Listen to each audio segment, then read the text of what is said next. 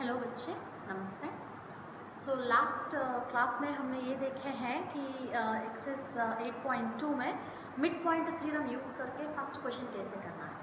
तो और एक क्वेश्चन मैं आपके लिए समझाती हूँ, दैट इज़ सेकेंड क्वेश्चन, ठीक है।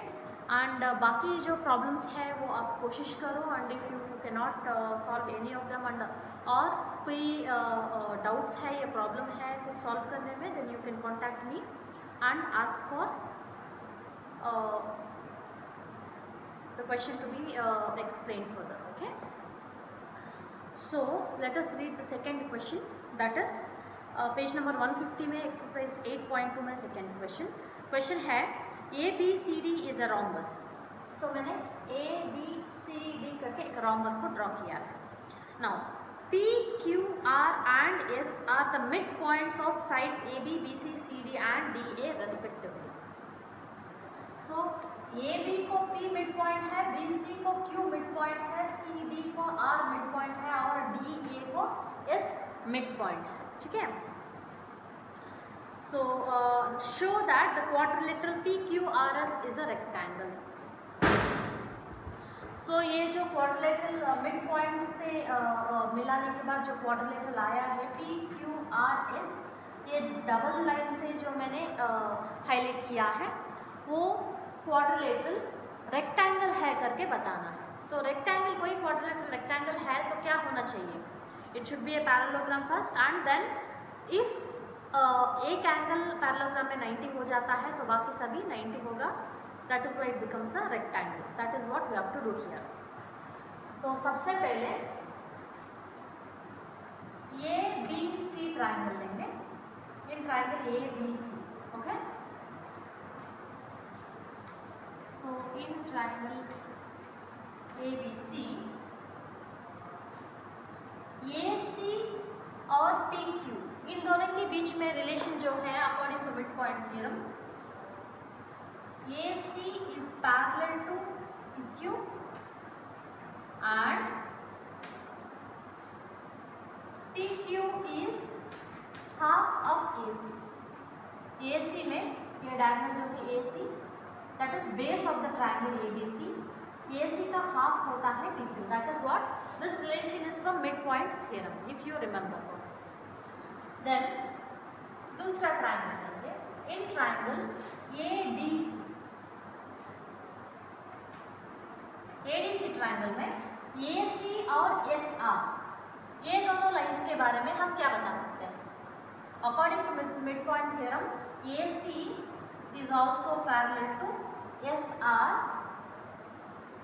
because इस ट्राइंगल ADC ट्राइंगल का AC बेस है और S और R बाकी दो साइड्स का मिड पॉइंट्स है।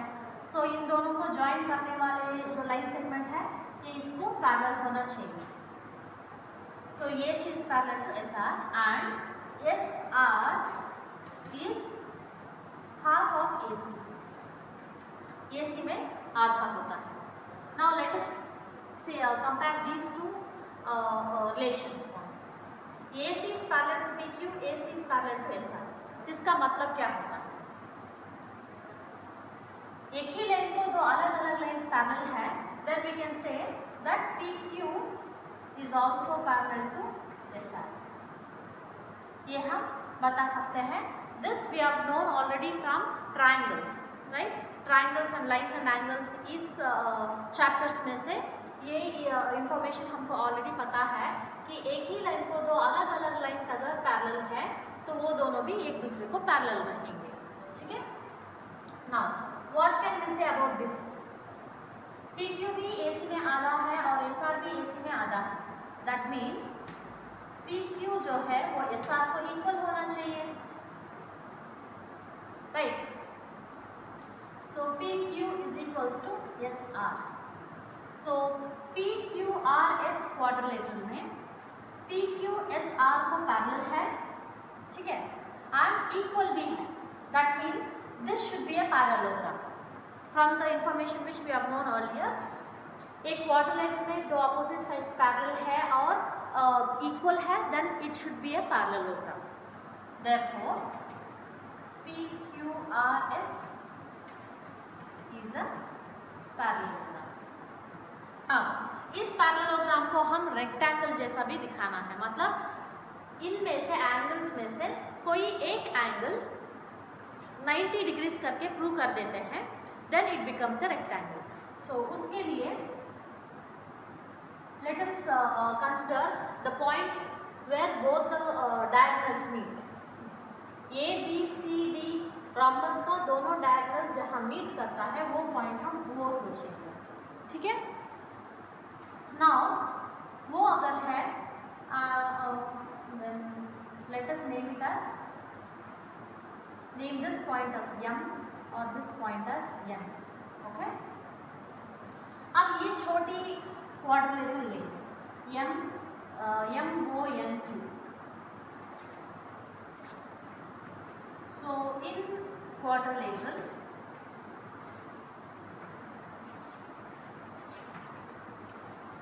M O N Q, MQ is parallel to ON.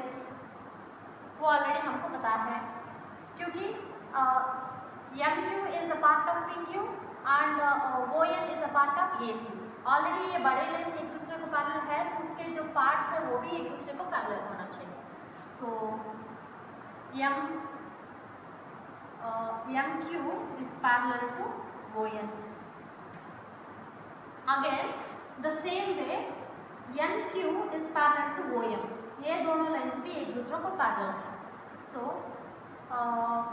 वो M is parallel to NQ.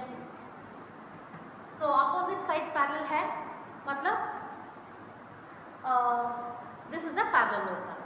Now parallelogram का एक प्रॉपर्टी क्या है, opposite side should be equal, right.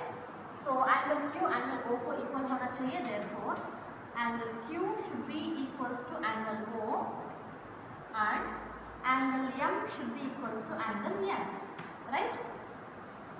Now, angle O के बारे में हमको क्या पता है? What do we know about angle O? Angle O is ध्यान में रखो, angle O कहाँ से आता है? Angle O is angle formed by these two lines, that those are diagonals of a rhombus. So diagonals of a rhombus के बारे में हमको क्या पता है? They are perpendicular bisectors, है कि नहीं? सो इन दोनों के बीच में एंगल 90 डिग्रीज होना चाहिए. सो यहाँ भी 90 होगा. So angle O should be 90. Since angle O equals to 90, why reason आप यहाँ पे लिख सकते हैं, diagonals of a rhombus. Diagonals of rhombus are perpendicular to each other. Angle वो 90 डिग्री दिखाएंगे तो एंगल Q कितना होता है 90. पैरेलल ऑलरेडी ये पैरेललोग्राम है और पैरेललोग्राम में एक एंगल 90 है तो बाकी सभी एंगल्स 90 हो गया है, मतलब ये भी 90. Therefore angle Q is also equals to 90 degrees, right. So angle Q 90 है तो ये भी एक पैरेललोग्राम है करके हमने प्रूव कर दिया है. Since PQRS is a parallelogram and इनका एक एंगल 90 करके हमने प्रूव किया है. Therefore PQRS should be a rectangle.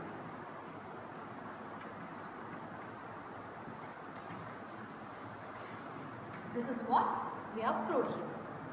So आप नीचे लिख सकते हैं hence proved. Okay. सो बाकी प्रॉब्लम्स आप ट्राई करो. किसी में डाउट आता है तो मुझे कांटेक्ट करो, ठीक है. So will meet in the next class.